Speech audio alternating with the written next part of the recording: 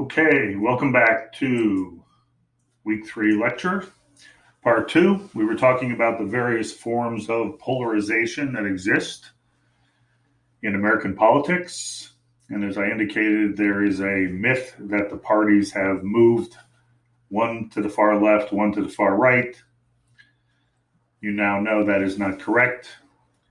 But there are forms of partisan polarization which are very important to understand, which are critical, and which certainly characterize American politics today. No question about it. All right, so this final form of polarization, and there's been quite a bit of research done on this. This is affective polarization, and this is where you actually have an emotional dislike and hatred and disdain for people who are members of the other political party. And this certainly is the case today. And I think it's probably been intensified to some extent under the current administration of Donald Trump. So this is the quote by Iyengar et al., who did some research on this. There are numerous articles, if you're interested in this phenomena, which students tend to find this particularly intriguing because they probably are, in some ways, experiencing this in terms of their relationship with friends and perhaps even significant others. Let me point to a few headlines that reflect this, and it's largely revolving around Donald Trump. Break up with that Trump supporter. I would never sleep with a Trump supporter. The impact of political views on hooking up. How Donald Trump is killing romance, and Donald Trump is destroying my marriage. So the intensification of partisanship, and maybe it's less partisanship than particular personalities that are currently connected to political parties. There's lots of ways to think about this. I've had conversations with my daughters, one of whom is married, and that's okay. The other one goes out with various people. She's still single. And frankly, if she was interested in marrying somebody who was a Trump supporter, there would be probably some tension in the household, inevitably. So that's just a fact, an admission, candid admission on my part. So this is pretty intense, some interesting work being done on this. But again, a lot of this does revolve around this two-party system where people attach to one or the other. And it's not just a Trump phenomenon. We had it with Clinton and with George W. Bush. So this extends into the two-party duopoly that exists in the United States. So I thought you'd find that interesting as the final form of polarization to talk about. If you take a political science course and the question is, what is the relationship between parties and voters? There's something, this is a long-standing theory or theorem called the median voter theorem. And the idea is that the voters are arrayed from the left end of the spectrum to the far right end of the spectrum. And this is a normal distribution, a bell-shaped curve. And if you have a two-party system where you need a majority to win an election, then you need to be aiming yourself toward the center. That is the median voter. You want to focus on that median voter. That will get you above 50%, and therefore a majority. So this is theoretically logical, and it's kind of an elegant formal model, but it really doesn't apply to American politics accurately today. I point to some of the problems in this theorem. The idea of the left-right dimension, which is where the voters are distributed, but there are lots of other issues where voters would be distributed differently. And many people are single issue voters. So that's one problem with this theoretical conceptualization of the relationship between voters and parties.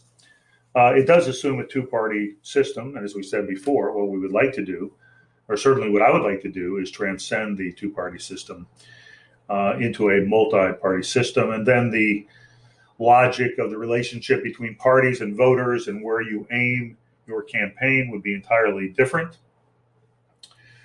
As I said before, parties that move to the right, both parties have moved to the right, in spite of the fact that the voters are not necessarily arrayed over there. So there's no relationship between the neoliberal tendencies in the two-party system today and where voters are, where the majority opinion is on particular policies.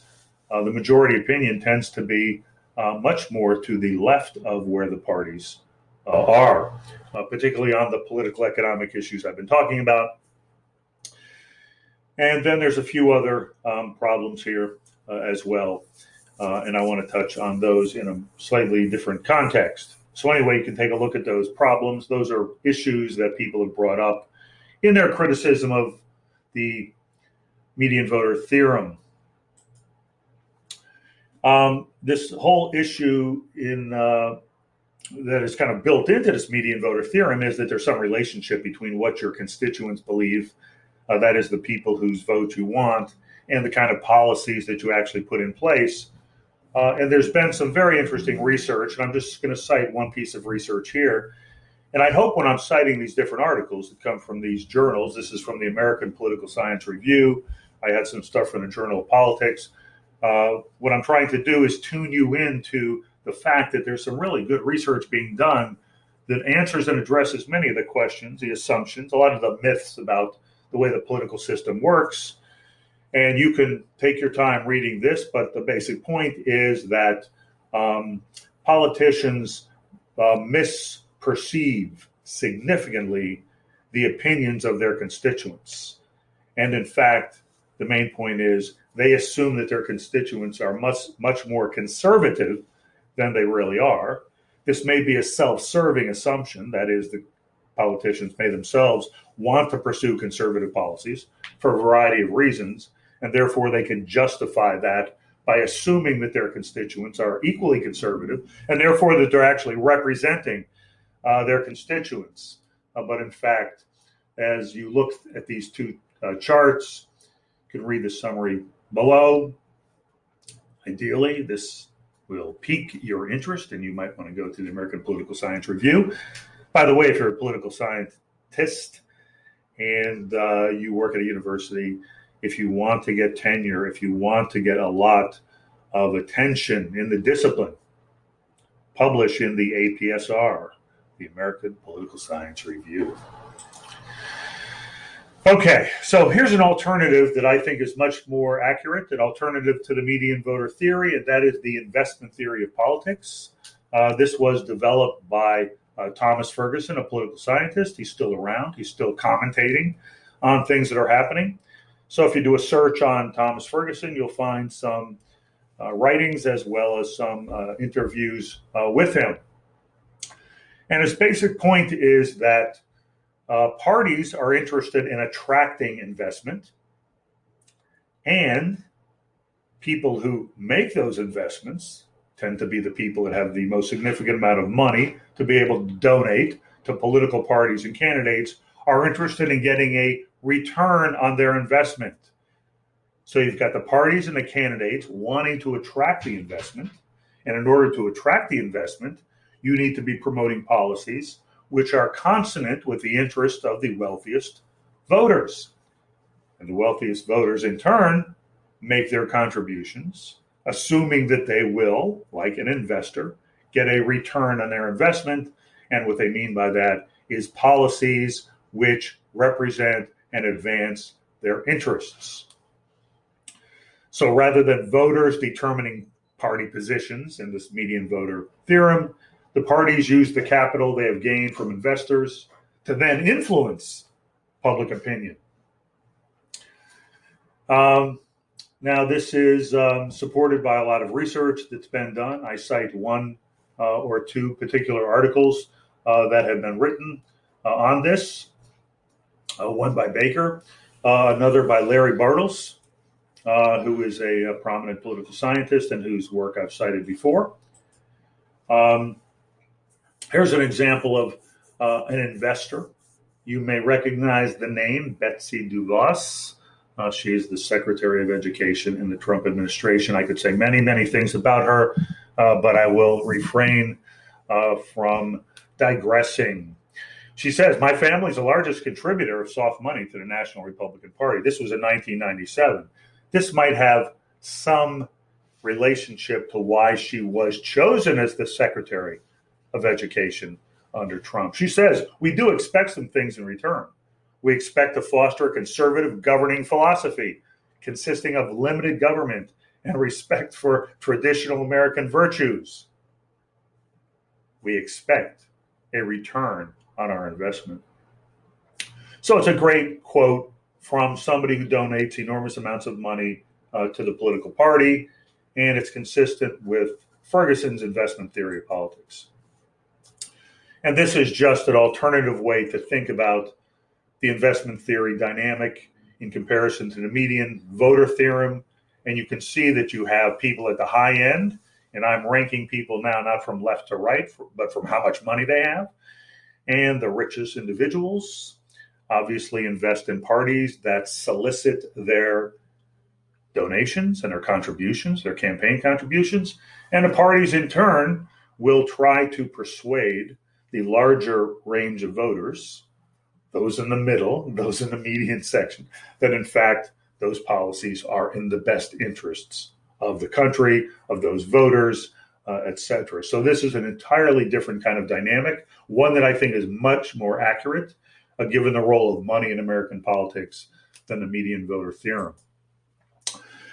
And recently we saw that Kamala Harris was selected as the vice president for the Democratic ticket with Joe Biden.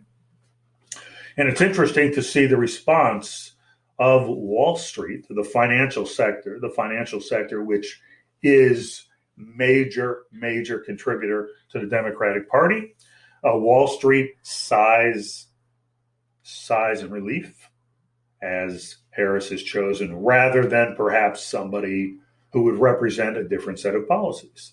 They believe Harris is very pro-financial sector. She is not going to promote any kind of radical restructuring, regulation of the financial sector, which other candidates have, most particularly Elizabeth Warren.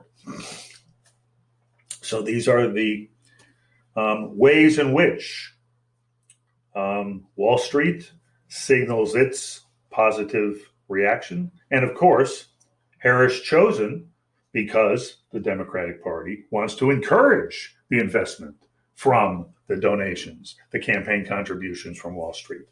Wall Street executives are glad Joe Biden picked Harris to be his VP running mate. And down at the bottom, with Elizabeth Warren sidestepped, Wall Street executives cheer Joe Biden's pick of Kamala Harris for VP.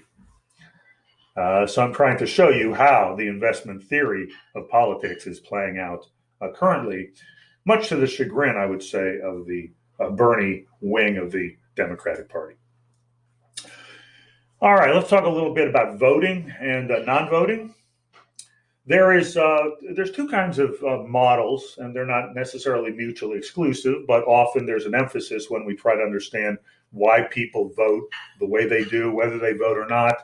There's the individual level model, and often what we do is we look at their individual characteristics. How much education do they have? How much income do they have? What's their class position? Efficacy. Do they have a high level of political efficacy? This is a concept that is popular in political science. Do they have a sense that they have a civic duty?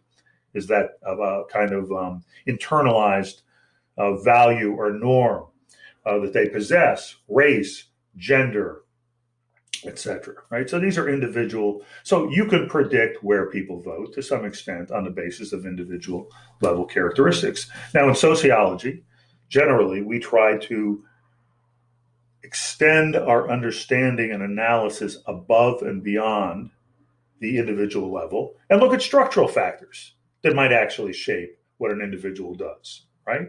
And so you would look at the party system. As I said before, we have a two-party system. Multi-party systems generate much higher levels of political engagement, involvement, and turnout. That's a structural factor. That's not an individual factor. Voting laws and requirements obviously are critical. When elections are scheduled. And so there's a lot of good research done on how structural factors are as important as individual level characteristics in explaining how people vote, whether they vote or not, turnout at the national levels with cross-national comparisons. State level comparisons have been done with voting requirements, registration requirements, etc. So what I'm saying here is you want to analyze these things, you need to not just focus on individual characteristics, you need to look at the structural characteristics. Okay, so non-voting, I had some articles that students read. I've switched out the articles for this semester. One of the main points is you need to put in conditions that make voting meaningful. And for a lot of people, meaningful means it's a party that represents my interests, and I believe that if that party wins, there will actually be some significant policy changes or policies implemented. It's not always the case. There was a time when people assumed that, well, people didn't vote because they were satisfied. They were just so satisfied with the way the political system worked and satisfied with the policies that were being put in place. Why do I have to bother voting? Everything's fine. That was called the satisfaction thesis. That has been totally blown out of the water. We know that for non-voters, much of it has to do with alienation from the political system, disgust, cynicism, a perception that there simply is no significant difference between the two parties in any meaningful way. Now, the problem is that if you look at who doesn't vote, it isn't randomly distributed among the population. In fact, it's concentrated. Those people who are least likely to vote are essentially those that have been most marginalized by the political system. Those who actually need the most from government vote the least, but they vote the least because, to a large extent, based on their experience, they've grown apathetic, they've grown cynical, they're alienated. They are simply deciding that the amount of time and effort and energy one puts into politics does not produce any kind of significant payout. So we have a very strong correlation in this country, much stronger than in any other country, the relationship between class and turnout. You look at other countries, you don't see the same thing, particularly in countries that have a multi-party system. Where there's a multi-party system, a wide range of parties to choose from, on the right, on the left, labor parties, socialist parties, liberal parties, centrist parties, conservative parties. You have much higher levels of turnout, and you do not have the strong correlation that exists in the United States between social class and voting. Okay? And I also point to mobilization. I say this over and over again in the political system in the United States. There's not a lot of mobilization. That is getting out and mobilizing voters around a program, a set of policies that you want to implement. As I said before, a lot of it is you need to vote for us because you're not going to believe what that other party is going to do if they win. Okay. That's not really mobilization in the standard way in which we understand mobilizing people to vote and to participate on the basis of policy programs and policy platforms. So as you listen to what's going to be going on for the next few months before the election, think about the extent to which there's fundamental actual mobilization taking place. Okay, so non-voting is rational. there's different ways to think about non-voting. I know that non-voters are often viewed as, they're obviously ignorant. They don't understand how important it is to vote. It's critical for them to get involved in politics. Their vote matters, et cetera, et cetera. There's different ways to look at non-voting.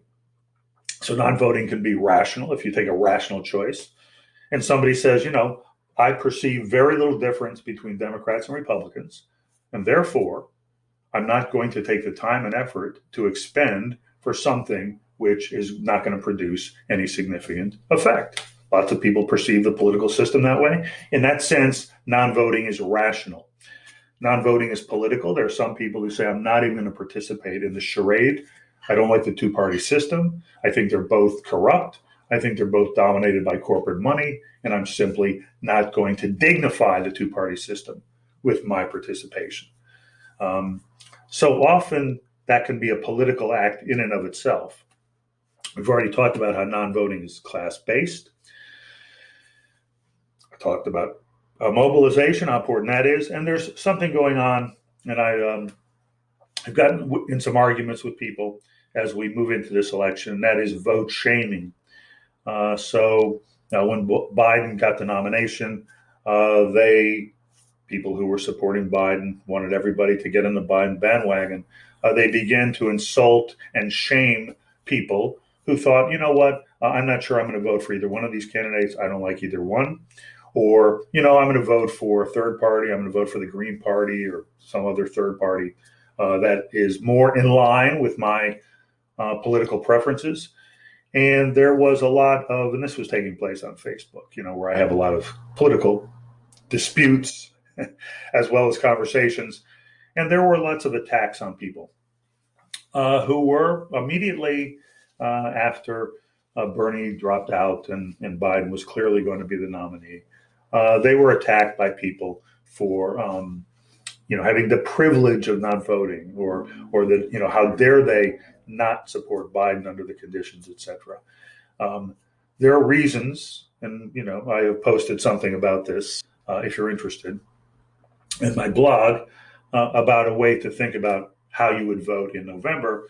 But my point is, and one point I made, I was attacked for this as well, was I don't vote shame.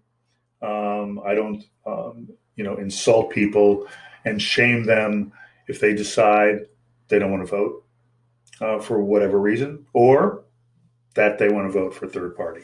That's their prerogative. I can make arguments, but I don't necessarily get into this shame game with them. Anti-democratic cliches related to voting. You can't complain if you didn't vote. Take a look at George Carlin's clip there. He does a wonderful job of attacking that.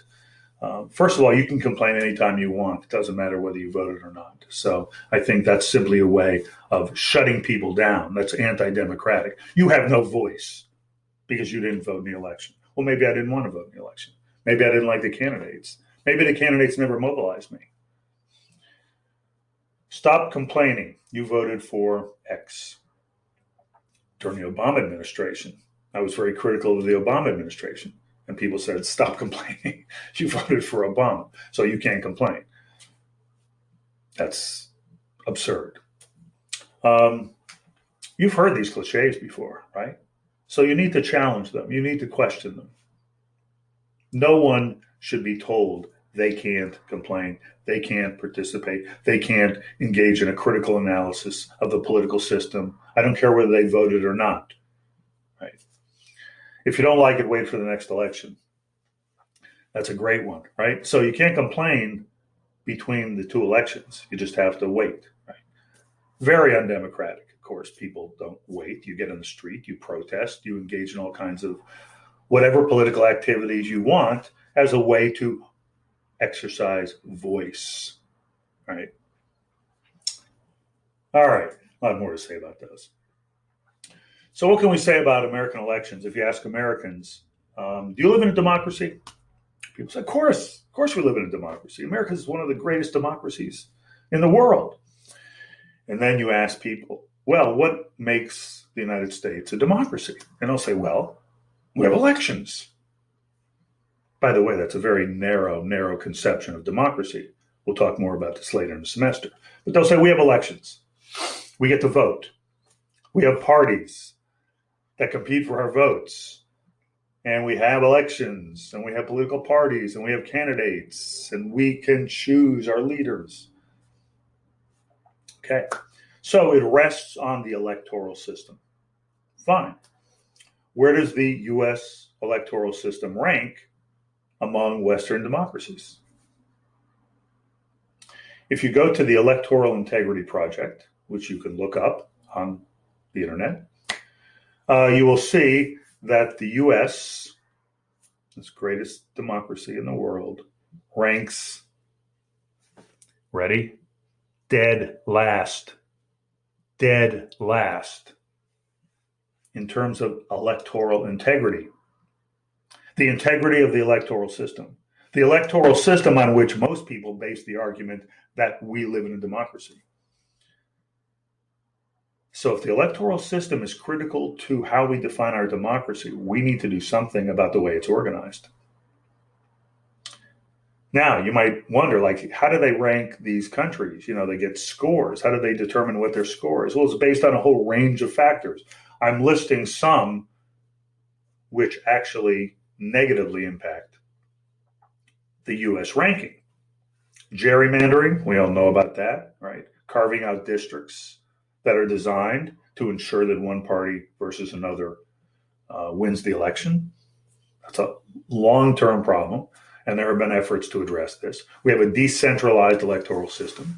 Rather than having a universal election system where all citizens have the right to vote, they all have the same, you have regulations in one location, regulations in another. They vary by state, they vary by city, by locality. It's totally decentralized. What is the system in one place is not the system in another. It's confusing, it's restricting.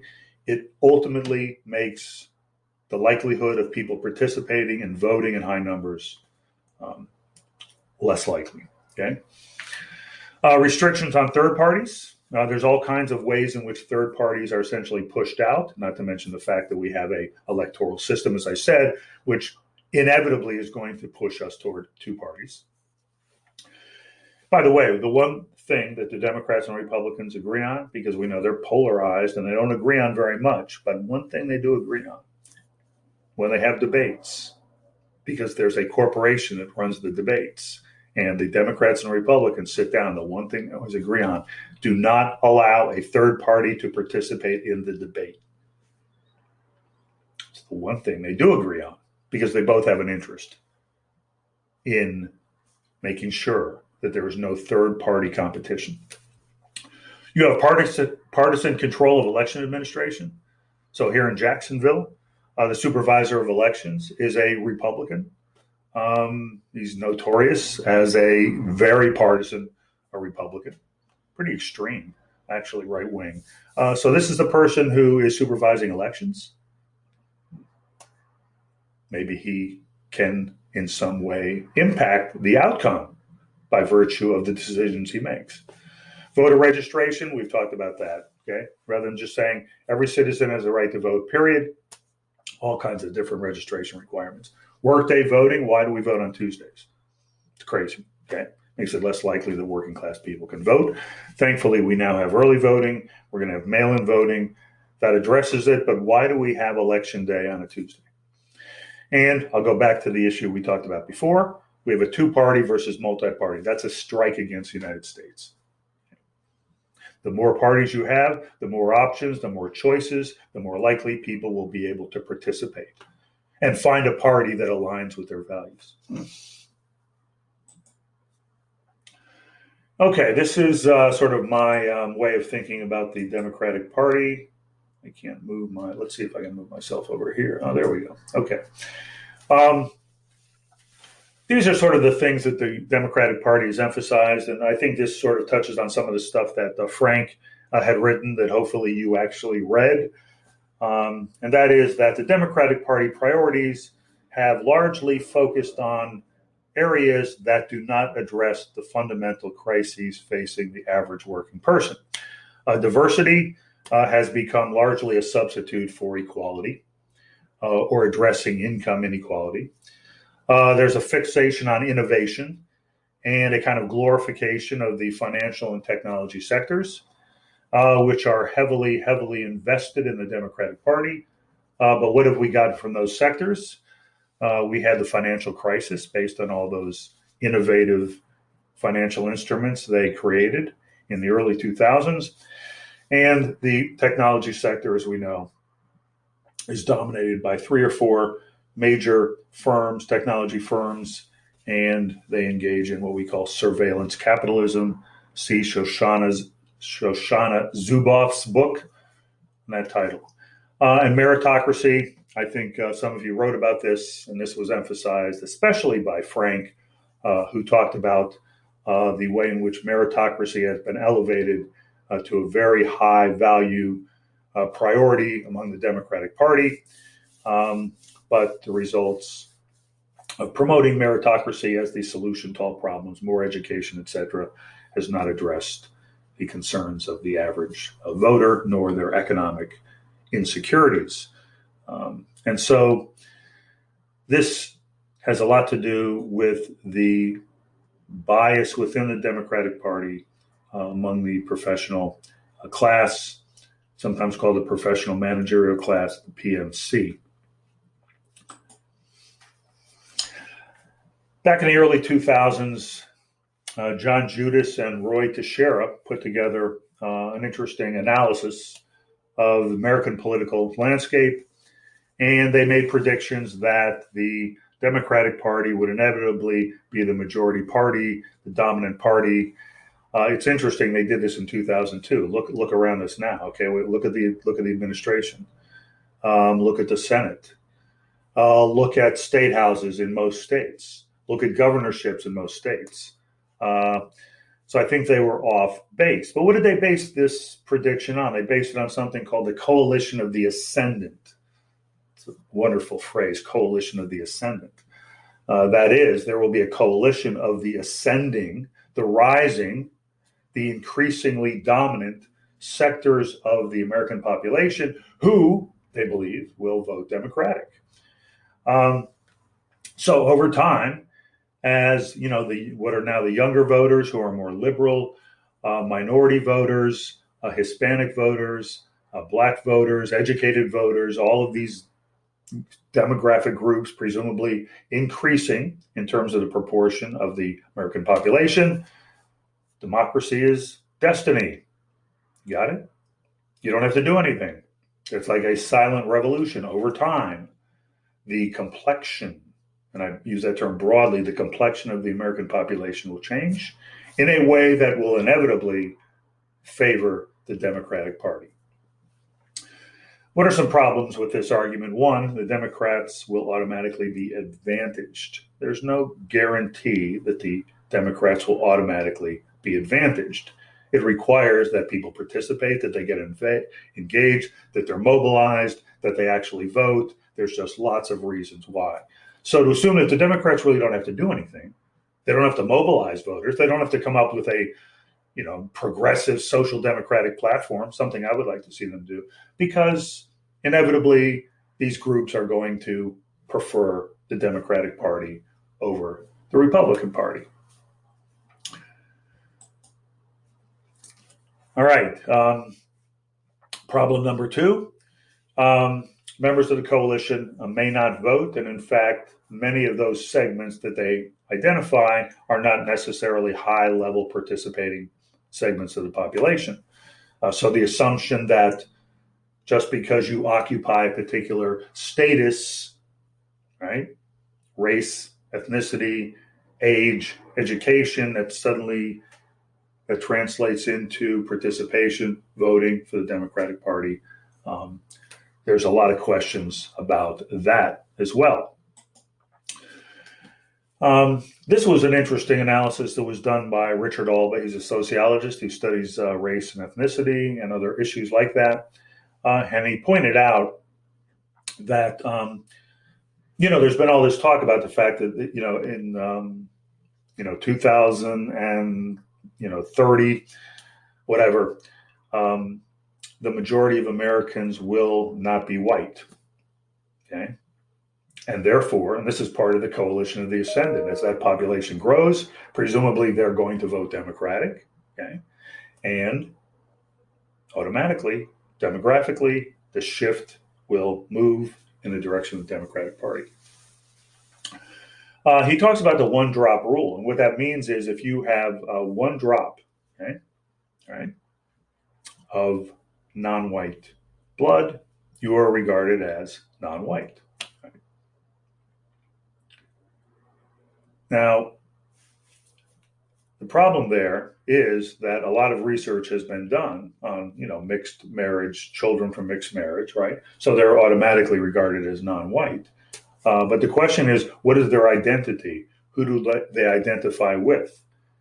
And what they found was that this was a survey done by the Pew Research Center back in 2015. They found that most Latinx and Asian adults with one white parent feel more closely connected to whites. That was their identity than non-white. Right? So this one drop rule has been used, and lots of people have talked about this in terms of thinking about the racial composition of the United States, how it's changing. Alba's point is simply that is simply no guarantee that one will have an identity which in turn will lead them to vote for the Democratic Party. Okay, this is one of the final things I want to talk about. And I've been giving this idea a lot of attention lately in terms of what's happening to the political party system. If you take a political science course on elections and voting and parties, there is this concept of realignment, where the party structure changes fundamentally in terms of who identifies with which party, that kind of thing. So we had a major realignment for a long time. The South was dominated by the Democratic Party, and then you have the Civil Rights Act, and you had the Republican Party promoting particular policies to attract Southern voters who were opposed to the Civil Rights Act. Race was a big part of the realignment. And now you've gone from the South, which was solid Democratic, to basically solid Republican. Right? So you have that kind of realignment. So I'm thinking about what's happening now. Right now in the Democratic Party, what you have is the centrist, corporate, I would call neoliberal establishment, which you can see there. And then you have the Sanders wing of the party. Now, I would say currently, in this moment, given who is in charge of the Democratic Party, given the candidate that has been nominated, Joe Biden, and the vice president, Kamala Harris, right? They are essentially the dominant part of the Democratic Party. Okay.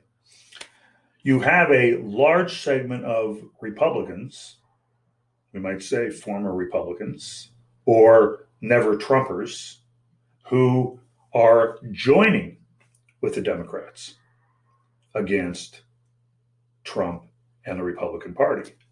The Lincoln Project, if you haven't heard of the Lincoln Project, you can see some of their ads on TV. The Lincoln Project is an organization devoted to getting Trump out of office, joining with Democrats. They are supporting Joe Biden. They have some of the most powerful anti-Trump commercials, but these are relatively very conservative Republicans on most things, right? And they're very conservative neocons, they call them, on foreign policy. They're joining together with the corporate Democratic establishment. So if there's going to be a realignment, this is what I see. Okay, I see the Sandersistas, okay, the Sanders wing of the Democratic Party, which is the social democratic left. They have become marginalized in this election. They were marginalized during the primary when Biden ultimately won the nomination. everything that's happened since, there's been little effort to try to bring them back in through the specific policies they're interested in. Rather, the Democratic establishment, rather than bringing in the Bernie wing, prefers to welcome and embrace the Republicans, peeling off the Republicans who are dissatisfied with the Republican Party under Trump. Okay? So what you might see, this is just a speculation on realignment, is you might see a Democratic Party, which essentially is going to combine the corporate Democrats, the neoliberal Democratic establishment, with the corporate Republican neoliberal establishment, the never Trumpers. They will join together and they will pursue neoliberal policies largely and the kind of foreign policy that they prefer.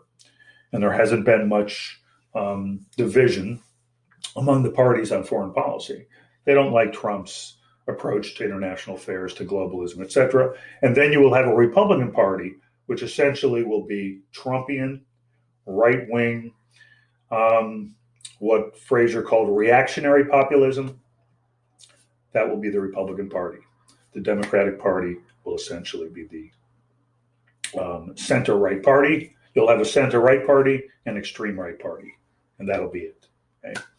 And the left will be out in the cold. They will probably try to form a third party. There's already been talk about that. There was recently a convention held virtually among those who are looking to develop a left or labor working class party, which does not exist in the United States. We'll talk much more about that next week. So this could be the kind of realignment we see. This is just one speculation based on what's happening currently in this campaign election season. And here's a comment from one of the, a guy that runs one of the major websites, the Daily Costs. And you may be familiar with it. It's kind of a liberal democratic website. Here's what he says. He says, I'm all about rubbing it in the GOP's face that our nominee actually goes to church. He's talking about Biden. Ours is now objectively the party of faith, family values, and national defense. Think about that. He says our party, he's a Democrat, our party is now the party of faith, family values, and national defense. That sounds like the Republican Party to me. Not good news for the left if they thought the inside strategy within the Democratic Party would work. Okay, let me finish with some work that was done by Thomas Piketty, never quite sure how to pronounce his name. He's written a couple major works. The most recent is Capital and Ideology. It's about 1,000 pages long. If you have time and the energy, I would advise you to read it, or better yet, do a search and check out some of the articles he's written, which are free and short. One thing he talks about is the way in which the what would be called the working class party in various European and in the North American and the U.S. particularly context have essentially shifted their focus. Now, remember, I said the Democratic Party has moved to the right, and I also indicated that one of the major points of conflict between the parties is over the social cultural factors. And so he says, how did the party of workers become the party of the educated? What's very interesting is that at one time, the least educated people would be voting for the party that was left, a working class party or a party that at least, claimed to be a workers' party or working class party. And he talks about the dynamic which we've talked about, and that is raising the salience of conservative social and cultural issues. Highly educated voters do not subscribe to the right-wing, reactionary, xenophobic, anti-immigrant, racist, misogynist appeals. Okay, highly educated people tend to be very liberal, progressive, okay, on the social cultural issues. When Fraser talked about progressive neoliberalism, what he was talking about was, yes, they're progressive on the social cultural issues, on the political economic side, they're neoliberals. So the parties have ultimately been entirely transformed. And what Piketty documents with enormous amounts of data and looking just at the United States, but he focuses on this tendency in Europe, in Britain, and in France in particular.